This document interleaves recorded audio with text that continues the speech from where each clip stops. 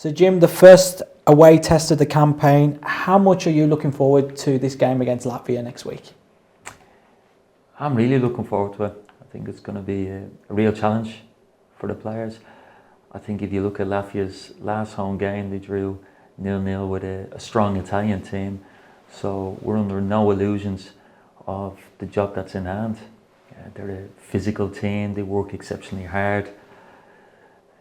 Look, we sort of understand that they will go into a medium to low block. They'll be compact, but they will, have certain triggers themselves when to press, and with the ball, they're direct. They're a real threat in set plays. So it's something that we'll be certainly well versed on by the time Friday comes in the game. But what we'll do is, before the players come into camp, we'll be sending an overview of Latvia's strengths and weaknesses, just to plant some seeds with the players before they come in. And then, we've got possibly 3 days to work with regards to our game plan. So it's going to be a real challenge. It's our first away game of the campaign, and it's one we're really looking forward to.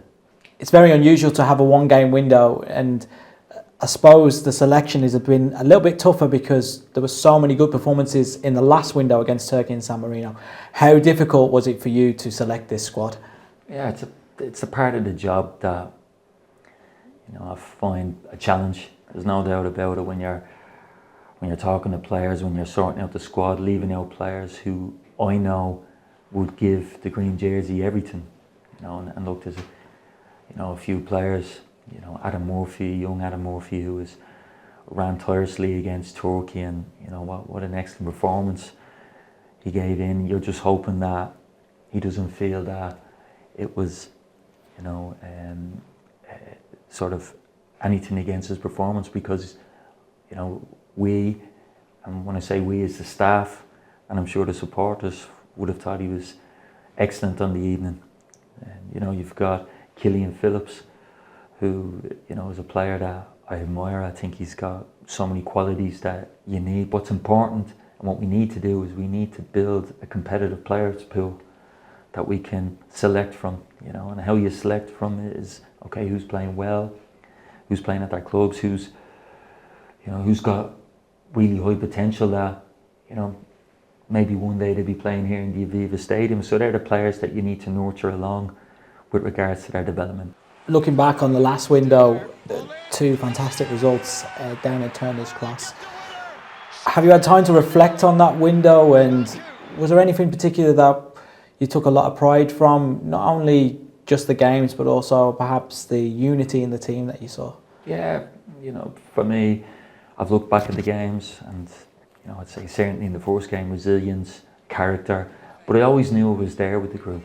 I think it's part of our DNA that when players put on that green jersey, they give everything they have. And we've had similar situations in June. When we played against Ukraine, we went down twice, but players showed unbelievable skill, technique, resilience, character to get back in the game. We also, against Iceland in the March game, we went down to 10 men, and again they showed what this group is made of. They're made of steel, and for me that was something that I took great pride in. Okay, they delivered on many aspects of what we worked on during the week, which shows that we've got an intelligent group of players. And San Marino was probably a little bit more flat, compared to the chaos on the Friday night, but it was a game that we still created chances, and they're the games that you've got a team like San Marino going to slow the game down, and it's something the players have got to learn from in this campaign. We want to be as competitive as possible. We want to go down to the last window with something to play for, or already qualified, and if that happens, fantastic.